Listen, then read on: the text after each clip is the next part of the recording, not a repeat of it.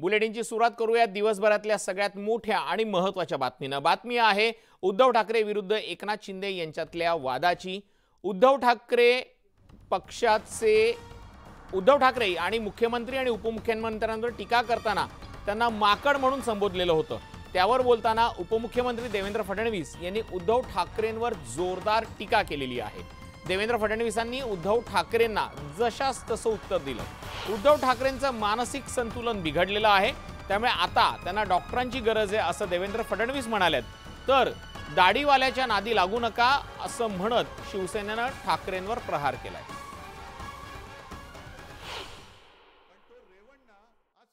दिल्लीश्वरांची दोन चावी देणारी चावीची माकडं त्यांच्या हातात कोलीत सापडले। एक माकड दाढीवालं, त्यांना धड उद्धव बाळासाहेब ठाकरे हे अजून पूर्ण नावच उच्चारता येत नाही। उद्धवजींचा बॅलन्स गेलेला आहे, त्यांना मेडिकल हेल्पची आवश्यकता आहे। त्यांनी एखाद्या चांगल्या सायकियाट्रिस्टला दाखवावं आणि त्यांनी त्या ठिकाणी मदत घ्यावी।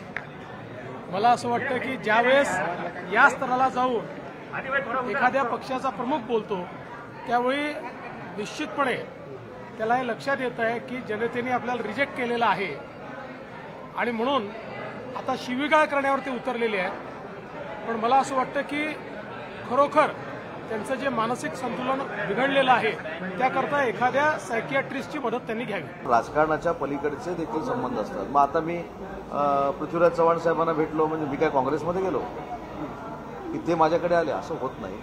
जे कोण सगळे एकत्र राहिला आहे। मी मगाशी जे सांगितलं की राजकीय संस्कृती असली पाहिजे। मी जर राजकारणाच्या पलीकडे जाऊन काही लोकांना भेटलो असेल तर ही महाराष्ट्राची राजकीय संस्कृती आहे आणि ती तोडण्याचा प्रयत्न हे उबाठावाले करतात। म्हणून कोण कोणाला माकड म्हण, कोण कोणाला डुक्कर म्हण, कोण कोणाला अजून कुत्रा म्हण, हे होऊ नये।